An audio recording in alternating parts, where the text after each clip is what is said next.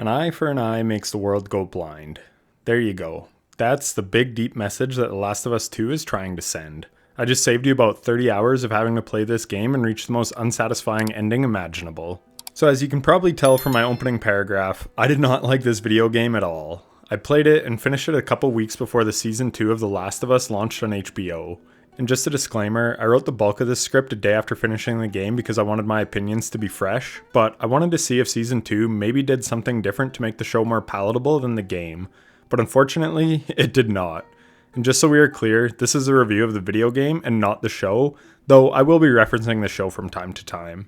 It's funny because my girlfriend and her mom both loved the first season of The Last of Us, as did my sister, and I think by and large it was received very well, and rightfully so. I wasn't a huge fan of the first game, but that's not to say I didn't like it. It's just some people think it's the greatest video game ever, and I sort of disagree, but it was a really well told story, and I enjoyed my time with it. So when HBO did a TV series adaptation, I was really excited because, as I said, people like my sister and girlfriend and her mom, all of whom are non-gamers, would get to experience a really well told video game story.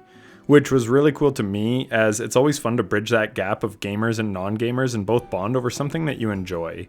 And I gotta say, I honestly liked the first season of the TV show a bit more than I liked the game. I think they nailed the adaptation. So naturally, since I knew what happened in the second game, I was very curious to see if my close friends and family would feel the same way about season 2 as I did. And regrettably, they did. They were not fans of the second season at all, as was the case with much of the audience from the first season because viewership and ratings dropped a ton in season 2, and I think rightfully so. And this was quite vindicating because I too thought The Last of Us 2 fucking sucked. But what's worse is they're dragging this shit out for a third season and maybe more. I already warned the girls in my life that the ending, at least if they stick to the script from the game, is even worse than season 2 was. So we'll see if they even stick around for it in a couple years time when the next season comes out. So in contrast to the first installment, I actually liked the game better than the TV show in season 2, which was surprising to me because I really didn't like the second game at all. But I summed it up well on Twitter. I said, as much as I hated the story in the second game, it at least told that story well. In the show, they're telling the same shit story, but poorly. So with that being said, let's jump into why this was a dumbass story. So to start, I think we need to discuss something I just learned recently. Because the game has been in the cultural zeitgeist for the last couple months since I finished playing the game, some stuff has come to light, and it seems that a woman by the name of Amy Hennig was pretty heavily involved in the story of The Last of Us Part 1. And Neil Druckmann apparently had much more control in the second game, despite everyone thinking that he was responsible for both stories. I don't know the inner workings of Naughty Dog, and this isn't a deep dive, but rather a review on what I thought of the game, but you can definitely feel a tonal shift from Part 1 to Part 2. And then one other pretty large cultural moment happened since finishing the game and making this review, and that's that iShowSpeed also played Last of Us Part 2 on stream, so again there was just lots of discussion about the game online. And just like with Season 2 of the TV show, a lot of people really seemed to not like the second installment of the game, just like I did. All the thoughts in this video are my own, but it was vindicating to hear that others felt the same way as myself. Because somehow, after almost 5 years, I had actually managed to avoid any spoilers for The Last of Us Part 2. I remember back when the game was releasing, there was a lot of controversy around it. I didn't follow the news and drama very closely, but it seemed that it was mostly online weirdos being upset about the presence of Abby, a so-called unrealistically jacked woman. And yes, she definitely looks non-traditional, but like, who cares? There's plenty of characters across the gaming sphere that don't look quote-unquote traditional. So again, at the time, I was mostly just seeing clickbait headlines and articles and thumbnails, so I just thought it was mostly woke versus non-woke online arguing, which is just annoying and mostly just done for clicks. Like, who cares, really? But this game won Game of the Year in 2020, so I figured it must have actually been quite good, but boy was I wrong. It turned out a lot of people just didn't like the game for very valid reasons. Chief among them is that the story just fucking sucks, and the ending is one of the most unsatisfying endings I've ever had the misfortune of witnessing. I never watched Game of Thrones, but my sister loved it and was sorely disappointed. So I guess I can now relate to her on some level. Again, I didn't watch Game of Thrones, so comment down below if the ending was even more dissatisfying than Last of Us 2, better, or roughly on par. I'm genuinely curious. But back to the initial release controversy over the look of Abby, that type of stuff doesn't bother me at all. I don't play games because of how the character looks. I had played The Last of Us Part 1 back in 2020 at the start of COVID, and I thought it was a pretty decent game. I liked the survival formula where every bullet mattered. I liked the stealth aspect of the game, sneaking around to take out creepy clickers, and the suspense that those moments had, trying not to be seen. And that incredible rush of adrenaline that you'd receive when you would get spotted and they'd all start rushing at you. I thought the puzzles were pretty weak in the first game, and the execution of performing the puzzles was pretty clunky, but this was a game that released in 2013, so I was pretty forgiving for the dated gameplay mechanics. But ultimately, what people play The Last of Us for is the story. An equally sad yet heartwarming story of the bond and journey between Joel and Ellie. It starts tragically with Joel losing his daughter, and then he is tasked with delivering Ellie to a hospital so that they can develop a cure for the infection that turns people into zombies. Ellie is immune to the infection, so this is basically humanity's last hope of escaping this post-apocalyptic hellhole. But Joel grows to love and care for Ellie, and in the end, he elects to gun down everyone in the hospital and escape with Ellie rather than letting them kill her to develop a cure. There's much debate about whether this was a good or bad decision, because ultimately, with no cure, they will just have to keep on struggling to survive in this zombie-infested world. But at the same time, you can definitely understand Joel's motivation. Yes, sacrificing Ellie would be for the greater good, but it's hard to do when you love that person and want to protect them. So there's an aspect of humanity that anyone with a conscience can definitely empathize with. So The Last of Us 2 picks up 4 years down the line. Ellie and Joel are older now, living in a community settlement in Jackson, Wyoming. Ellie knows what Joel did, and she's not happy about it. This is my first problem with the story in The Last of Us 2. I get you may disagree with what Joel did, but she holds it against him when he was only trying to save her. Sure, it may have been for selfish reasons because he didn't want to lose her, but ultimately, he did save her life. And this bitterness sort of sets a tone for what is an extremely depressing story. So Ellie has to go out on patrol to look for Joel early in the game because they have been gone for too long, so the community's worried about them. A horde of zombies are attacking the other main character, Abby, and Joel and his brother Tommy happen to get to her just in time and save her. But unbeknownst to them, Abby is actually the daughter of the doctor who is going to perform the procedure on Ellie to develop a cure for the disease. And as I just mentioned, Joel killed everyone in the hospital so that he could save Ellie. So one of the unfortunate victims in his quest to save Ellie was Abby's father. And because of this, Abby is out on a revenge mission to make Joel pay for killing him. So Joel and Tommy end up taking Abby back to her place where the crew is staying, and she winds up beating Joel to death to avenge her father. This is a super shocking development and sort of sets the tone as a story that is designed to make you feel bad through the whole game. I do have to give some props here. This happens quite early in the game and it's super unexpected, so they definitely get shock factor points there. But in so doing, they also end up killing the main reason people liked the first game and the first season of the show. The whole show really is about Joel and Ellie's bond, and unfortunately, without Joel, the story just becomes a lot worse. Many fans of the first game and first season of The Last of Us grew to love and care for Joel, and then this bitch just comes along and deletes him. And sure, bad things happen in many a great story, but my main issue here is just the unbelievability of a lot of the plot. So just before Abby ends Joel's life with a golf club, Ellie shows up to save him, but she's pinned down by Abby's group and has to watch her beloved father figure get murdered in cold blood. She vows to kill everyone and they just walk away. And again, this is my biggest issue with the plot. A lot of it just makes no logical sense. So Abby beats Joel with a golf club and her friends pin him down and help her do it. But they draw the line at killing Ellie? Why? She literally just said she was going to come murder all of you. Also, Joel is so trusting to even save Abby in the first place, where in the first game, he's super untrusting and very cautious, prioritizing himself and Ellie and their small community above everyone else. He's definitely a hardened asshole, and he has to be selfish and cautious because that's just how you survive. It's a sad reality that he and everyone has to live with in this downtrodden world that they find themselves in. There's basically no compassion for outsiders, and everyone puts themselves first. At least in the TV show, they kind of change this part so that Dina is the one yelling out to Joel to give his name away, but in the game, they're literally just like, "Oh, hi Abby, I'm Joel, yeah, and I'm Tommy. Nice to meet you." Again, it just doesn't fit with the theme of the world that we've grown to know.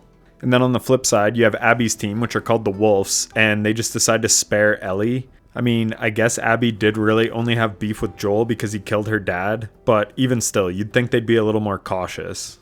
Or they just did it so the rest of the plot can happen, where Ellie then goes out on a mission to find Abby and avenge Joel's death, which is basically the entire lesson of the story. Just one person enacting revenge on the other in a never-ending loop of vengeance.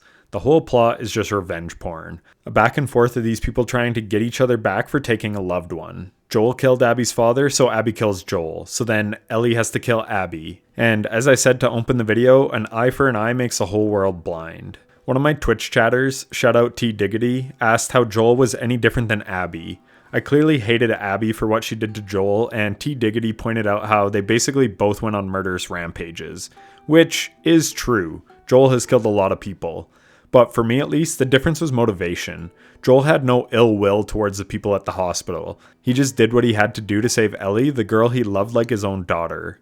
While it may have been selfish, the reason for doing it was out of love and protection. Where with Abby, her whole motivation was revenge. What good would killing Joel do, really? Just help her sleep at night knowing that she killed the man who killed her father for being in the wrong place at the wrong time? I mean, sure, I guess. Go for it. So that is why I just didn't like Abby. Her motivations were cruel and needless. So after hours and hours of gameplay, we finally get to face off with Abby to put an end to this dumb story once and for all. Wait, just kidding. We're forced to play as Abby for a long ass time to show the lead up of how we got to that moment, but from her perspective. And now that season 2 of the show is over, it looks like season 3 will be the Abby part. Yippee! But back to the game, I guess it does give us more gameplay, which is fun I guess, but the narrative purpose of this is to try and make us feel some sympathy for this bitch. You get to meet her dog and her love interest, and a guy who is with another girl who's pregnant that she just fucks anyway. Honestly, Abby's just a shitty person despite how the game tries to portray her. You even see a flashback with her and her father. Again, trying to get you to humanize her. But the problem is, it's after she kills Joel. So most of the audience is already predisposed to not like her. If they did that whole lead up before she kills Joel, you may feel differently. But it doesn't, so you likely don't. So all of this culminates with getting Abby and Ellie to a final face-off. Both have lost pretty much all their close friends thanks to this petty feud and quest for revenge. Ellie kills Owen and Mel, and Abby kills Jesse and seemingly Tommy, but I guess he doesn't actually die despite it looking like he got shot in the head. So yeah, when you get to this final showdown, that is when you switch character to go on Abby's journey. Then you get back here and you have a final showdown where you actually have to play as Abby and try and kill Ellie. They fight damn near to the death and Abby comes out on top. She's a second away from killing Dina and inexplicably spares her life. And then she tells Ellie to never let her see her again. Again, not sure why she shows mercy here, but you think, okay, that must be how they end it. Which wouldn't be bad. Again, I talked about how Abby really only had beef with Joel and not Ellie, so she is kind of just taking the high ground here and being like, let's just let bygones be bygones and walk away and stop this shit. Honestly, it would have been an alright way to end it. You then fast forward in time to Ellie and Dina living on a farm together, raising Dina and Jesse's baby JJ. And you're like, okay, nice, a pretty happy conclusion to this downer of a game. There was a lot of death and destruction, but at least some of them made it out alright. Yes, Abby lost Mel and Owen and other friends, and Ellie lost Joel and Jesse. It was sad, but at least they can move on and try to live a better life. Abby went wherever she had to go, and Ellie is living a nice life with her girlfriend on a farm. And this is where the story really goes off the rails. I could ignore the plot holes in the early game if this ending wasn't so stupid. Ellie, you did it. You now have a decent life. No more killing clickers, no more running for your life. Just enjoy it for what it is. Live this peaceful existence. But no. Somehow Tommy shows up and says he has a lead on Abby's location. First off, how is he not dead from a bullet to the head? But okay. So Dina basically tells him to get fucked and that they don't want to live that life anymore. And rightfully so. But nope, Ellie says she has to do it. Has to get revenge for Joel. Oh god, are we really fucking doing this? Are we really giving up this cozy life to go back on a revenge expedition? In my opinion, the game should have ended here. There was 2 more hours of game after this, and granted I watched cutscenes and explored every area in depth like I did throughout the entire game, so it could have been sped up some, but still, the whole premise was just stupid. I was also 9 hours into an 11-hour stream at the time, so I wanted to go to bed anyways. I honestly thought that the farm scene would have been the end of it. But even if I hadn't been fatigued, I still would have hated this ending. So Ellie saddles up and sets out for Santa Barbara, which is where Tommy heard Abby is located. Abby wound up getting caught and sent to a prison. So we have to break her out of prison just so that we can kill her once and for all. Just an absolutely ridiculous extra mission at the end of a game that already makes no sense. So we get one final battle with Abby. She chomps Ellie's fingers off, but ultimately Ellie gets the last laugh and is about to drown her in the ocean, and then she just stops. She has her within an inch of death and then just lets Abby ride off into the ocean. So you travel to fucking California to get revenge, kill countless people trying to get her out of prison, and then just don't kill her? You killed everyone else in this game, but not the guy who stole Joel from you? And then, to make matters worse, when she gets home, Dina's gone.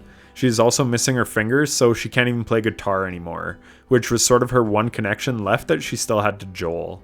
So she threw away her nice life with Dina so that she could get revenge, traveled all the way to Santa Barbara, did the impossible and found her, and then just let her walk. All of that for fucking nothing, only to come back to an empty home, losing one of the few people she had left, and missing 2 digits. It just lacks all reason and logic. You wouldn't throw away a good thing for something unless you really cared. So clearly she cared about getting revenge, felt she had to do it, and then when she finally could, she just couldn't go through with it. It makes no sense, and that's why I was so pissed off. They dragged out the conclusion of the game for nothing. And some people say, oh, you're missing the point, she ended the cycle of revenge. Well, she could have ended it back when Abby saved her life and let her walk. But no, she went on this stupid excursion to California, all just to back out at the very last second. Sacrificed a nice life with Dina and JJ, and then didn't even get the satisfaction of ending the mission. Just a lose-lose move. And then to end the game, we get a flashback to Joel and Ellie talking, and she calls him an asshole and gets mad at him for saving her in the hospital and says she can never forgive him for that. Nice. The game then ends with her walking into the forest at her and Dina's farm. Like, what the hell is that plot? Normally, I'm very forgiving to basically every game's plot because I play games for the gameplay, but Last of Us is a rare exception. I see them as basically a really long movie or TV show with some gameplay thrown in. The reason people play this game is the plot. So when it doesn't land, it really ruins the whole game. I was honestly excited to play part 2 because after all the hubbub died down from the release, most people said that it's actually a really good game, but I just do not agree. The gameplay is serviceable, but a game like this lives and dies by the story because that is the main reason people play. And this story was just so ridiculous it left a bad taste in my mouth. After it ended, I laid awake for over 4 hours just reflecting on what I had just played. People were asking on stream throughout my playthrough how I liked it. And I could not give an answer because I needed to know the whole story. Again, because this game lives and dies by that story. But after reflecting on it, I'm extremely disappointed. The first game and first season of the TV show were magnificent, and I was truly excited for part 2. But after playing through the game and watching season 2, I'm certainly not excited for future seasons in the least. I just felt that the narrative was depressing and unbelievable, that no people would do that shit in the real world. Anyways, that's it. I just wanted to give my thoughts on this game because many of my viewers were asking me what I think of it. It's funny because, like I said, I finished this script a couple months ago and it said, here's hoping the TV show makes some narrative changes so that it doesn't suck like the game did. And unfortunately, that does not seem to be the case. Anyways, comment down below what you think of the game and subscribe for more gaming content. Huge shout out to my channel members, your support means the world. I'll catch y'all in the next one. Take care.